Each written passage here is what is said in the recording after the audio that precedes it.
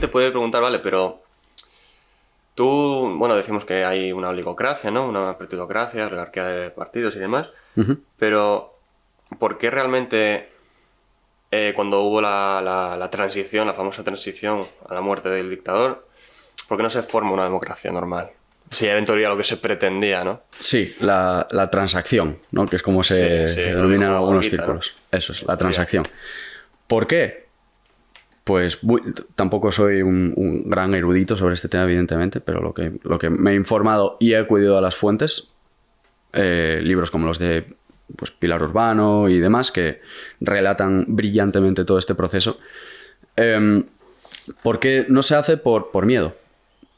No se hace exclusivamente por miedo, porque ya había un fuerte impulso de ruptura democrática con el régimen del franquista, y cuando se iba a fraguar esta ruptura democrática, los partidos traicionan a la plataforma de convergencia, a la Platajunta, y por miedo a lo que pudiera ocurrir, pactan con el franquismo, traicionando a, como te digo, con el franquismo por un miedo a una lucha armada, entiendo, entre ambos bandos, entre franquistas... No necesariamente una lucha armada, pero sí una desestabilización. Y dijeron, a ver, como no sabemos lo que puede pasar, porque no vaya a ser que lo que pueda pasar,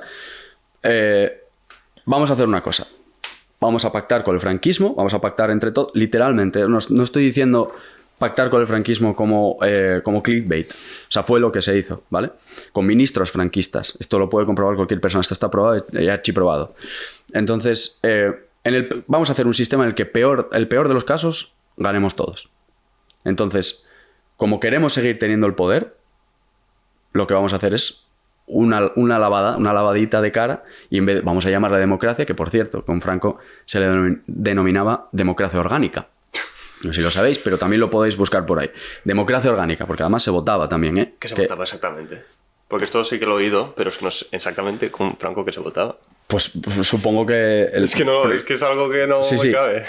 Evidentemente, y como tampoco puedes entender como, pues eso, dices, bueno, es que el voto es algo que costó muchísimo, ¿no? Que es otro de los clichés típicos. Por poder votar, etc. Que yo lo entiendo porque sentimentalmente, una vez que te plantas y dices, voy a no votar realmente, y dices, ostras, con lo que ha costado, ¿no? Ya, pero realmente el voto, si no sirve para nada, ¿para qué votas? Es incluso, por toda esa gente que murió, igual debemos cambiar el sistema para conseguir de una vez por todas por lo que lucharon, ¿no? Eso es. Realmente. Entonces, sí, absolutamente. Entonces, volviendo a lo que hablamos antes, ¿por qué no se hizo? Fue por eso mismo, por miedo a lo que pudiera ocurrir y para mantener su poder. El poder de motu propio nunca lo va a ceder a nadie, a menos que se lo arrebatemos, evidentemente. No arrebatemos porque no queremos arrebatar el poder. Lo único que pretendemos, o que, bueno, al menos en mi mente lo que hay, es al menos decidir las reglas de juego en las que yo vivo, ¿sabes? No derivarle completamente la función de elegir el compendio normativo por el que se rige la sociedad española, y encima que ejecuten, y encima los que juzgan también los elijan ellos. Es lo único que... como el valor fundante de mi movimiento. Entendiendo movimiento como acción, no junta democrática, ¿eh? Con el movimiento. Claro. Vale, me surgen muchas dudas, pero primero quiero acabar con el tema de la democracia, en el sentido de que explicaste lo de la separación de poderes. Eso es. Pero también hay un elemento que es la representación, que es fundamental. Sí. Que dijiste que surgía en Estados Unidos y demás. La representación en España, porque hay mucha gente, y esto me pasó hablando con personas, pero al final te representa un partido, no una persona. ¿No es lo mismo? En realidad no. Tú votas por un partido, no votas por una persona, votas por un partido. Claro, a ver, es un asunto complejo, porque hay mucho lío con la palabra representación, representatividad, representación política. Es ciertamente, en realidad, voy a intentar explicarlo sencillo, ¿vale? Representación es un mandato, es un contrato, ¿vale? Por ejemplo, yo contrato a un abogado y le doy un poder para que vaya en mi representación va a hacer lo que está ausente, lo representa, lo hace presente. Eso es la representación, ¿vale? Entonces yo le doy un poder a un abogado para que vaya a donde sea, al juzgado, para que me represente, ¿vale? Es un contrato. O sea, se puede incumplir el contrato, ¿vale? Y la representatividad, ¿vale? es realmente como...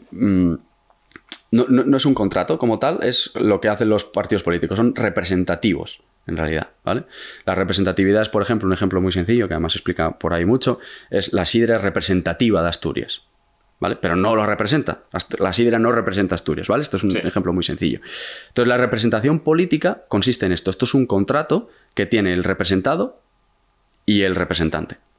Entonces, si el representante no cumple las órdenes que le da el representado, este mandato se ha de poder revocar. Si no, no representación. Si no, lo que es le está dictando lo que tiene que hacer. O sea, le está obligando. No hay ni representado ni representante. Es una persona que simplemente te dice que está representándote, pero hace lo que quiere. Por lo tanto, si no hay un contrato, si no hay una revocación de este mandato, no vale para nada la representación. Y eso no existe en España. Eso está prohibido en España. Claro, porque algo que hay en España que no se puede hacer es la falta de herramientas o mecanismos para... Si tú eliges a alguien y lo pones ahí, deberías tener la potestad o el poder de poder quitarlo de ahí, ¿no? Tú lo pones, tú lo quitas. Eso es. Eso en España no pasa. No. Eso está... Bueno, en teoría podrías, si reúnes firmas, pero siempre se... Vamos. Mira, lo que hacen con las firmas, que además son un montón, son, según las reciben, a la basura. Eso no tiene ninguna validez. Ninguna validez. Además, pero quitando eso, obviando eso, prescindimos de eso también. En España está prohibida la representación. No es que no esté, es que está prohibida. En el artículo 68.3 de la Constitución establece el sistema proporcional. El sistema proporcional es incompatible con la representación. El sistema proporcional es... proporcional de escaños, me refiero. Exactamente. Entonces, por el 100% de los votos se reparte proporcionalmente en base a... en proporción se reparte los votos que haya conseguido cada partido. Esto es lo contrario a la representación política. Entonces, ¿cómo va a poder una persona decidir? Y cuando digo decidir es poder mandarle a representantes si realmente ni siquiera puede elegirlo. O sea, lo elige el jefe del partido. Por tanto, la representación política en España está prohibida. ¿Y cómo? Vale, entonces, no hay representación, no hay separación de poderes. ¿Y cómo narices, entonces, podría funcionar un Estado con una representación normal? ¿Hay algún ejemplo? Bueno, normal, una representación pura, ¿no? Sí. ¿Hay algún Estado, algún país con separación de poderes y representación? Sí. ¿Y cómo funcionaría? Claro. A día de hoy, como tal, con representación y con separación de poderes, tenemos el ejemplo de Estados Unidos, que no es que esté defendiendo yo no defiendo el sistema de Estados Unidos. Hay muchas cosas que se pueden mejorar ahí, pero realmente es el único país en el mundo en el que hay separación de poderes de origen y representación. Hay otros países con separación de poderes, con representación, o por ejemplo Francia, incluso mejor que la norteamericana, porque instaura el sistema de la doble vuelta. Y Reino Unido también tiene representación, aunque no separación de poderes.